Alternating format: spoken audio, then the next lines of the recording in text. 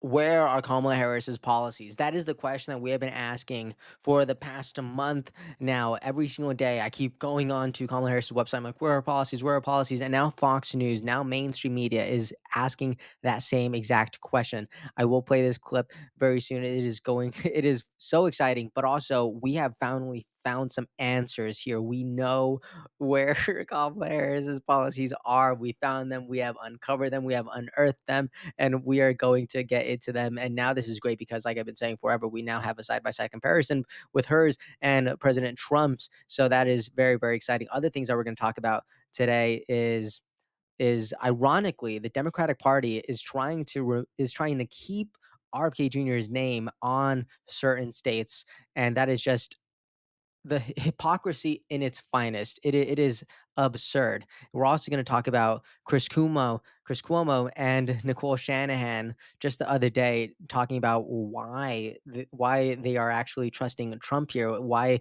they believe he's a man of his word, why they believe he's changed so much and so on.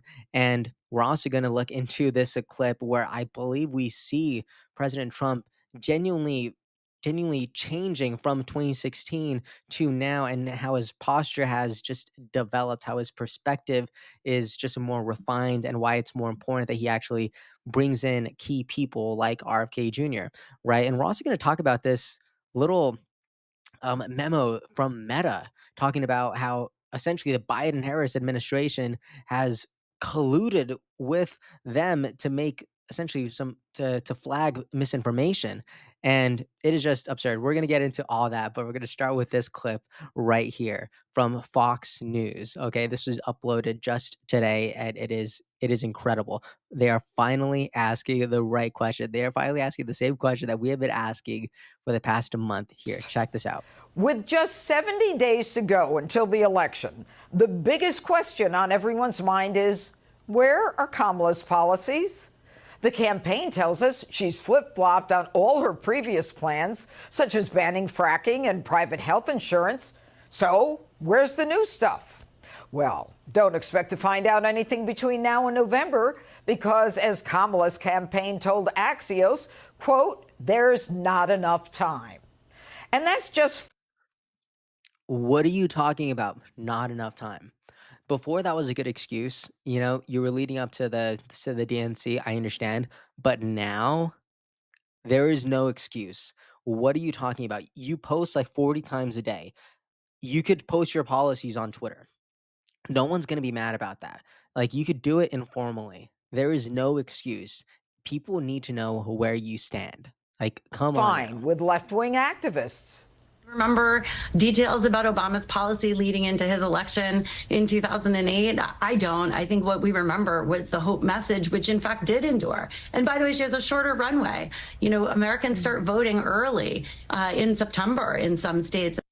What an insult to voters. They want you going into the booth completely blind to the Democrat candidate's ideas about the country and are demanding that you choose her anyway. In fact, you're supposed to be impressed by how she's dodged scrutiny to forge her own path. That is absolutely absurd. And we've been talking about this for a while now. The Democratic Party wants you to vote off of hope, off of joy. They want you to get excited. We talked about this in previous videos, how a lot of Kamala's campaign efforts so far, on Twitter and on TikTok, they are very hope centric. They want you to vote based on a hope. They want you to have an emotional reaction to her content because they believe that that will actually endure in the voting booth. But again, that's not right. People shouldn't be voting based off of joy. They should be voting based on policy. Speaking of policy, like I said, we've unearthed them. And guys, this is a website that I came across on X, and it's incredible. Now you can criticize the perspective here because this is very biased. The website is called Kamala24policies.com. I will include that in the description. But here you see Kamala Harris's dangerous policies are nothing to laugh about, and you can just read all of these: fighting to set murderers free, more Bidenomics, it's working, rising costs are nothing to worry about, and Just look at all of this. Look at all these details. Harris's claims her policies are working, wants to double down. We've seen clips like that of Kamala Harris saying that, yeah, Bidenomics is working. We just got to keep doing this. And it's like, no, things are expensive and people are blaming you. What are you going to do about it? And why haven't you done it now? So, like, you cannot discuss a new future without criticizing the past, and you cannot criticize the past without criticizing yourself. So I agree that you are in an uncomfortable position, but also this is what you signed up for, right? And we have her position on borders, which again now she's suddenly flip flopped on again. Right before she said it's not a problem, and now she's like, okay, it is a problem. So again, look through this, compare them side by side with, President Trump's, and if you are in, other non-battleground states, compare them to Kennedy's, right? Because you can also still vote for Kennedy in many, many states. Now, speaking of that, look at this. George writes this tweet saying, breaking, following Michigan's example, the Wisconsin Election Commission just voted 5-1 to keep RFK Jr.'s name on the ballot against his will. Out of nowhere, Democrats have frozen all efforts to remove RFK Jr.'s name off from the ballot. However, they still want him removed from the ballot in deep blue states. That is crazy. Okay, another person says just in Michigan Secretary of State is refusing RFK Jr.'s request to remove his name from the ballot. This is merely an attempt to help Kamala win Michigan, as RFK Jr. believes remaining on the ballot in swing states would hurt Trump. This is absurd. The Babylon Bee. I don't have this slide, but the Babylon Bee, whenever RFK Jr. announced that he was essentially suspending his campaign, the Babylon Bee put out something that said, "The Democratic Party is now forcing him to stay on the ballot."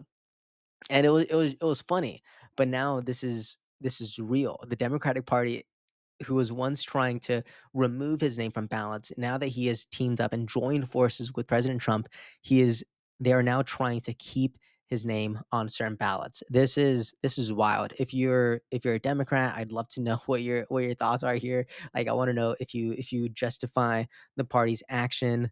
Please, I'd love to know. Other things that are happening. This is apparently Kamala Harris is going to be giving finally a sit down interview with CNN. So that is really, really exciting. Again, we just talked about this yesterday.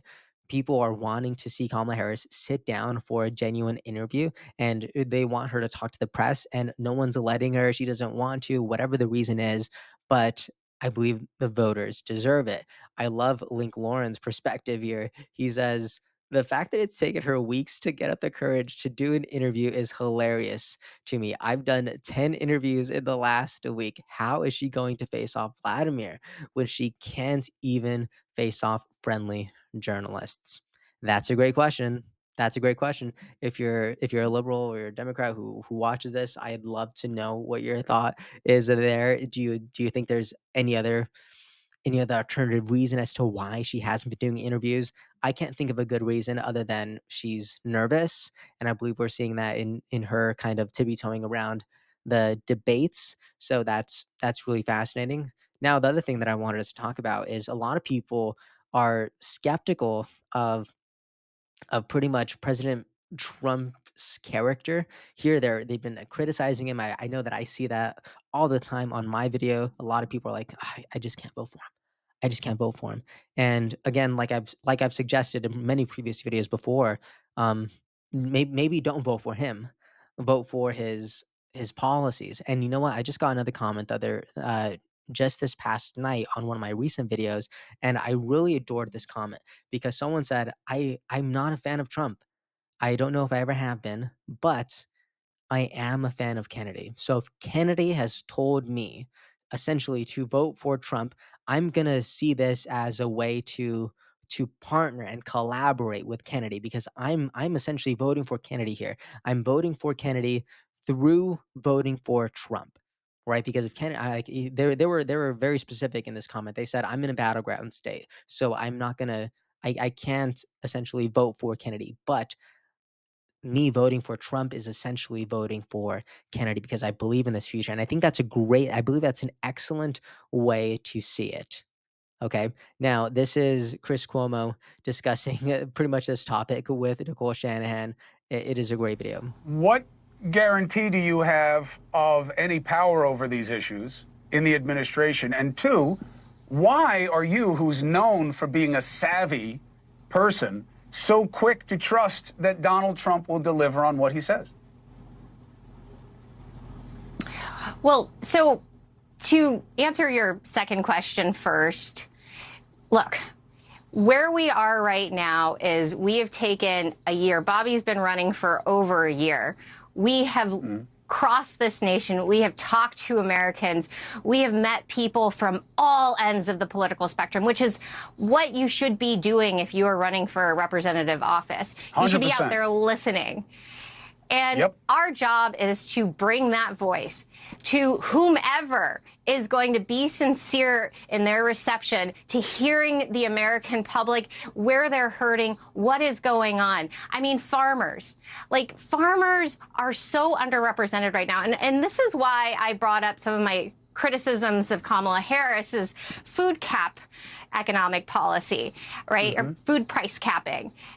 Farmers are on their knees in this country right now. They are not price gouging. To say that our farmers are price gouging when they are already on their knees, who can I take that message to today? You tell me, that's a fair Chris, criticism. who's going to listen to me? fair Because criticism. I have taken this message for years to the Democratic Party, and I cannot get through to anybody. It's not like this has happened overnight. I didn't wake up one morning and say, what a great idea it would be to leave the Democratic Party. No, I tried everything in my capability to get through to someone who would listen and hear this actual science, to hear the people on the ground, to listen to American voices.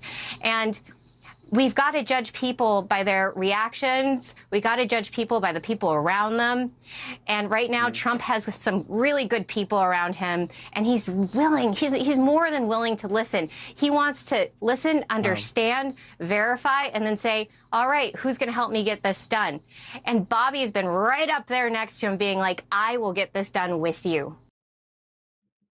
Wow. How beautiful is that? Kennedy saying, "I will get this done with you." I love that so much. And now I know some people are like, "No, guys, he's just gonna kick him off." Like it's happened before. Trump goes through cabinet members like a beanbag chair, whatever it is. I don't even know if that made any sense, but that's a lot of people's feedback lately. And to that, I want to show this other clip posted by Lauren Lee, and I believe this shows Trump's character and where he was at before and why, precisely why he is not the same president he was in 2016. Okay? And many Check were this out. really good. I mean, Bob Lighthizer, I had great trade people. I had some great people. But I also picked people that, in retrospect, I wouldn't have picked. But now I know the smart ones, the dumb ones, the weak ones, the solid ones, the ones like you. I know the people. I know everybody, sort of like everybody. And we're going to have a great government. I didn't know. I had to rely on people I'd ask. I don't want to use names because I don't want to embarrass. They're not bad. Did you hear that? He had to rely on people. The last time around, he had to rely on people's opinions.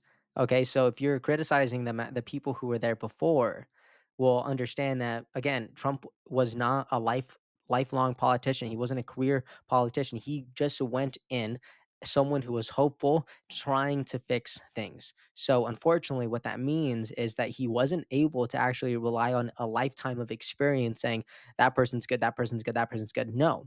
He essentially had to trust people, and it was his trust in people, his faith in people that led him to kind of make some bad decisions. And I think for him to admit that here is very noble. People, but I'd Let's keep ask watching. people that were rhinos, who do you recommend for such and such a position?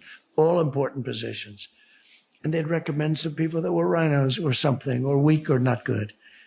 And I don't have to ask too much. right now. I know the people, and I've known them through fighting and wars. I've known them through because all this stuff.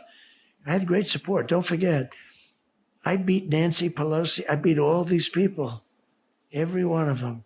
And somebody said, if you look at it, he beat the Clinton family, right? And that was really Obama too, because he was behind her 100% like he was running. Wow. So I think that's really, really interesting. So to answer this person's here, do we believe him? I do. Okay. And already in the past week, we have seen Kennedy and him essentially be very collaborative in this process. And that just makes me very, very hopeful. And you know who else I believe is gonna be jumping on essentially, I don't want to call it the Trump train, but the Trump train. I actually think we're gonna be seeing an endorsement from Mark Zuckerberg very, very soon. A lot of people are referring to this document from Meta, essentially criticizing the Biden administration. Like, watch here. Look at this. In 2021, senior officials from the Biden administration, including the White House, repeatedly pressured our teams for months to censor certain COVID-19 content, including humor and satire, and expressed a lot of frustration with our teams when we didn't agree. Ultimately, it was our decision whether or not to take content down, and we own our decisions, including COVID-19 related changes we made to our enforcement in the wake of the pressure. And he goes on to say, I believe the government pressure was wrong, and I regret that we were not more outspoken about it. You hear that? I regret that we weren't outspoken about it. And this is calling out straight up the Biden administration, the Biden Harris administration, who were essentially rallying against Meta, trying to get them to take down information.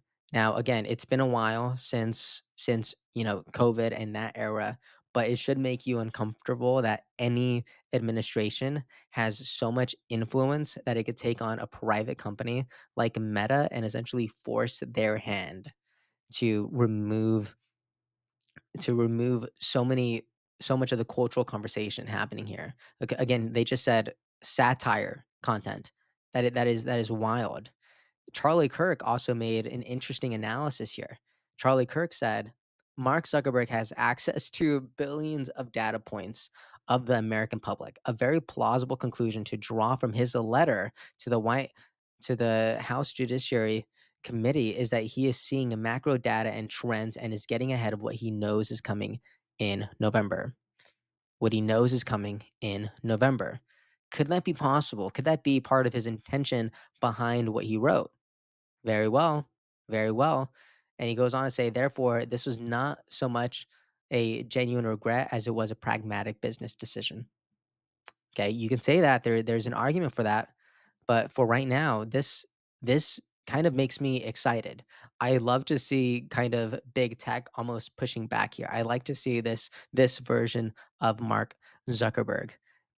Anyways, the last thing I wanna show now too is I always look up Kamala Harris's policies, I really do, and it is so ironic to me how the number 1 spot here on Google is just her website, okay? It's just her website when again, when you click on it, you're just prompted for money, to donate. Nothing wrong with that, I've been very clear here, but it's just Kamala Harris, you hear a fluff piece, Tim Waz, you hear a fluff piece, and that's it. There's a store where you could buy things, and that's it. Okay, no policies anywhere at all.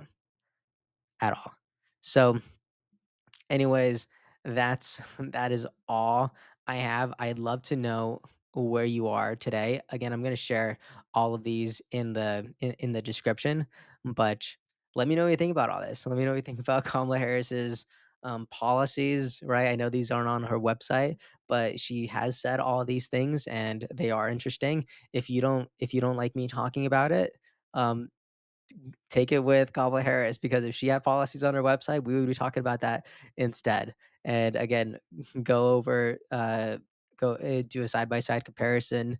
I really recommend that. Let me know what you think about RFK Jr. essentially getting getting forced to stay on the ballot in key states whenever he's already tried to take him off. I'd love to see love to know your perspective there, and let me know what you think about this conversation that we saw with Nicole Shanahan and Chris Cuomo. Okay. Anyways, let me know what you think about all that. I'd love to hear your perspective in the comments. Share it. Share your worldview.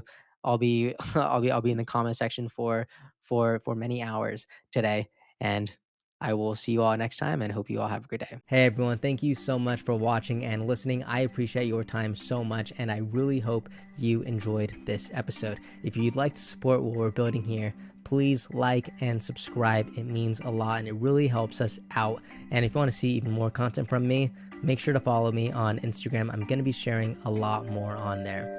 Thank you so much. Have a great day, and I'll see you next time.